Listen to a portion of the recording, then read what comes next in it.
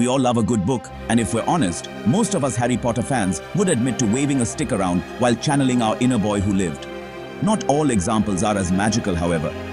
While novels and works of fiction often inspire creativity and empathy, some readers interpret certain stories in ways that lead to bizarre behavior. These 10 cases highlight moments when fictional worlds spilled into reality, with individuals claiming that novels or characters drove them to commit extraordinary, often gruesome, acts. Whether a misunderstood hero or a macabre philosophy, these influences reveal the immense and sometimes unpredictable power of the written word. Dracula by Bram Stoker, Richard Trenton Chase. Published in 1897, Dracula introduced the modern vampire myth, immortalizing Count Dracula as a figure who survives by drinking human blood. The novel's dark allure captivated audiences, embedding the idea of vampirism deeply into popular culture. Decades later, this obsession would resonate disturbingly with Richard Trenton Chase, the vampire of Sacramento, who carried out grisly murders between 1977 and 1978. As a child, Chase was known to kill animals and even consumed the blood of birds. Chase, suffering from severe mental illness, believed that his own blood was vanishing and that he could only survive by drinking fresh blood. He murdered 6 people, drinking their blood and even eating parts of his victims. When police arrested Chase, they discovered his home was covered in human blood, with traces found in the blender and sinks, indicating he had been drinking it over a period of time. In 1979, Chase went to trial, where his attorney argued he was legally insane. However, the jury found him sane, convicting him on 6 counts of first-degree murder and sentencing him to death. Chase later took his own life in his cell at San Quentin on December 26, 1980. The Catcher in the Rye by J.D. Salinger, Mark David Chapman. J.D. Salinger's The Catcher in the Rye, published in 1951, became a symbol of teenage alienation, with its protagonist Holden Caulfield embodying a disdain for society's phoniness. For most readers, Holden's frustrations were relatable musings on growing up, but for Mark David Chapman, the novel became a dangerous obsession.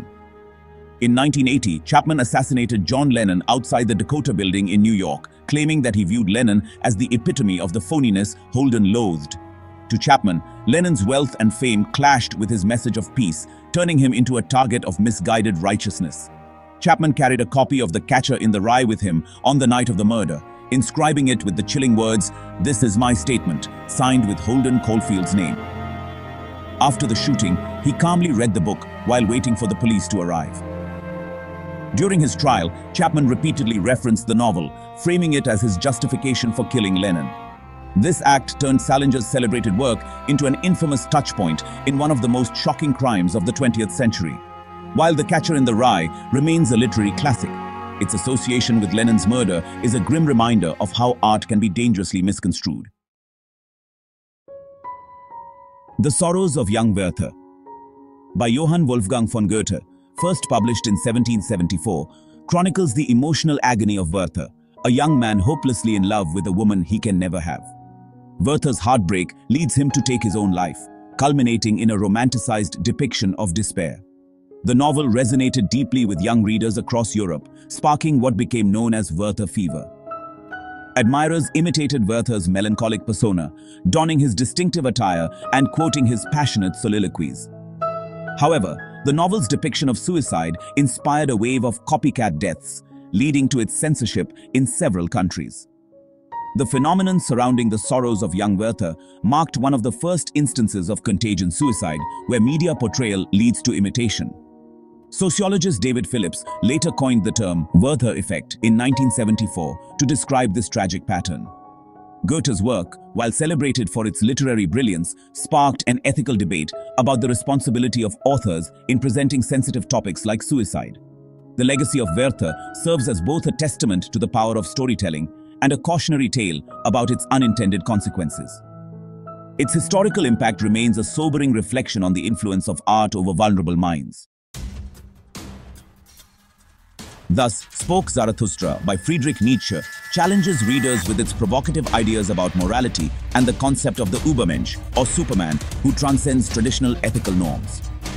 While the philosophy intended to inspire individual greatness, it took a dark turn in 1924 when Nathan Leopold and Richard Loeb, two privileged University of Chicago students brutally murdered 14-year-old Bobby Franks. Viewing themselves as Nietzschean Übermenschen, Leopold and Loeb sought to commit the perfect crime to prove their intellectual superiority and freedom from moral constraints. During their trial, their defense argued that their interpretation of Nietzschean philosophy contributed to their warped reasoning. The case shocked the nation, not only because of its brutal nature, but because it highlighted how academic ideas could be twisted into a justification for heinous acts. The murder, and their use of "thus spoke Zarathustra" to rationalize it, remains a chilling example of how philosophical theories can be dangerously misinterpreted when stripped from their context. Nietzsche's work, though celebrated for its depth and innovation, is often shadowed by its misuse in this infamous crime.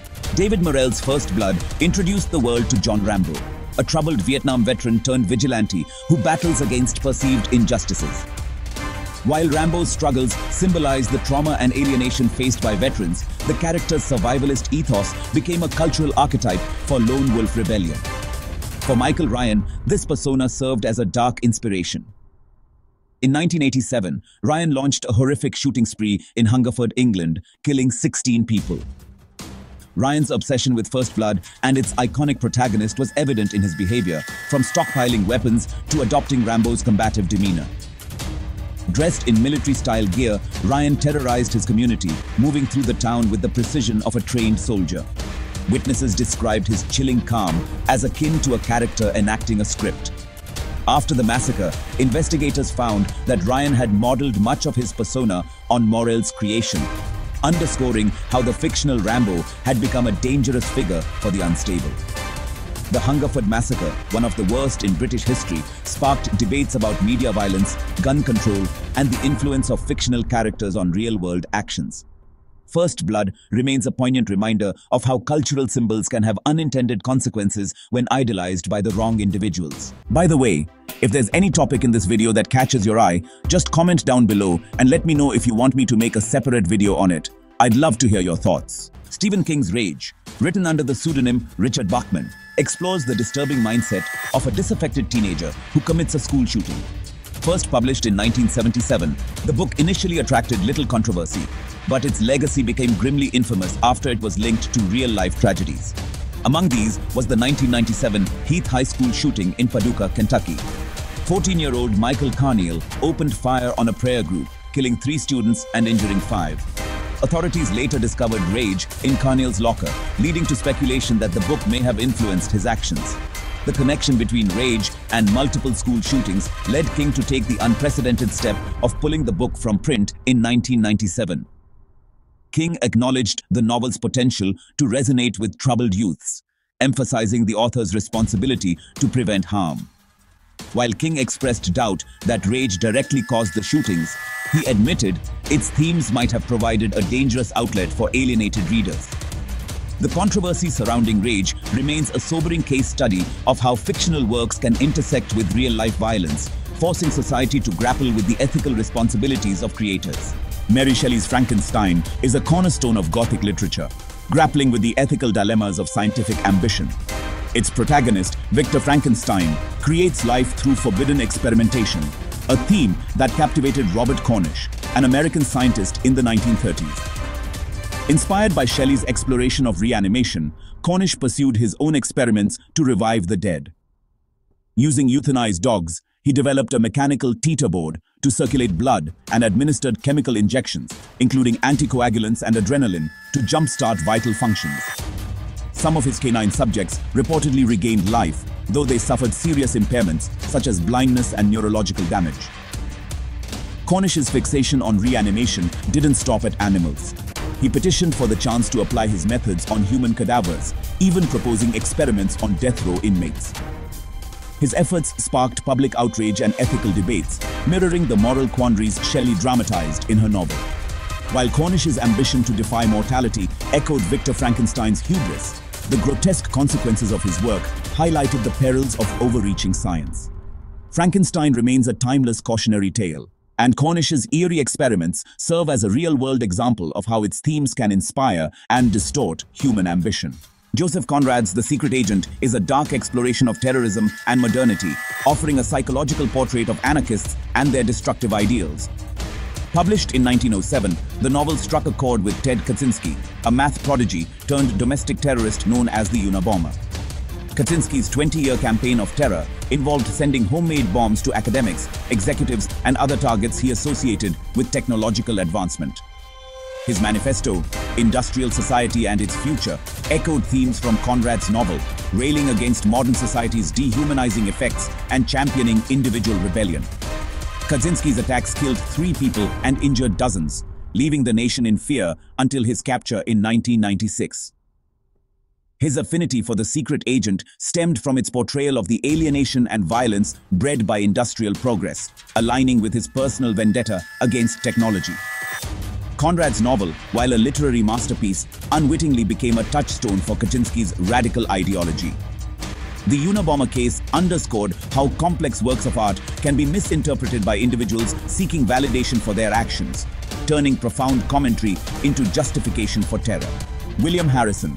Ainsworth's Jack Sheppard captivated Victorian readers with its dramatization of the life of a real 18th century thief. Sheppard is portrayed as a cunning anti-hero whose daring escapades and rebellious nature made him a folk legend. For Bernard François Courvoisier, a Swiss valet in 1840, the novel's glorification of criminality proved dangerously inspirational. Courvoisier murdered his employer, Lord William Russell, claiming later that Ainsworth's work encouraged him to emulate Sheppard's defiance of authority. The murder caused public outrage and fear, particularly among the upper class, who worried about the novel's influence on their servants. Ainsworth's portrayal of Sheppard as a charming rogue was scrutinized, and Jack Sheppard was criticized for romanticizing lawlessness. The case fueled debates about the role of literature in shaping behavior, especially among impressionable audiences. While the novel cemented Ainsworth's reputation as a leading writer of the time, its association with Courvoisier's crime remains a chilling example of how fiction can be misinterpreted with fatal consequences. Anton LaVey's The Satanic Bible, first published in 1969, introduced readers to the tenets of modern Satanism, emphasizing individualism, hedonism, and the rejection of traditional morality. Richard Ramirez, the infamous Night Stalker, took these principles to horrifying extremes. During his mid-1980s killing spree, Ramirez committed a string of brutal murders, often invoking Satan and leaving occult symbols at crime scenes. Ramirez cited the Satanic Bible as a major influence, claiming its teachings guided his actions. His crimes, which included sexual assault, burglary, and murder, terrorized California and captivated national media. His courtroom appearances only amplified the horror as he displayed pentagrams and declared allegiance to Satan. While LaVey's work is often viewed as philosophical rather than incitement to violence, Ramirez's interpretation twisted its messages into a justification for his heinous acts. The case sparked widespread moral panic about Satanism and its perceived links to crime, drawing the Satanic Bible into the cultural spotlight. Ramirez's actions remain a dark testament to how ideologies, real or misunderstood, can fuel destructive behavior. Wow, you guys have made it till the end of the video. And remember, according to YouTube, the best way to help the channel in the algorithm is to watch another one of my videos right after this one. So go ahead and check it out. Thanks for sticking around. See you soon. Until then, peace.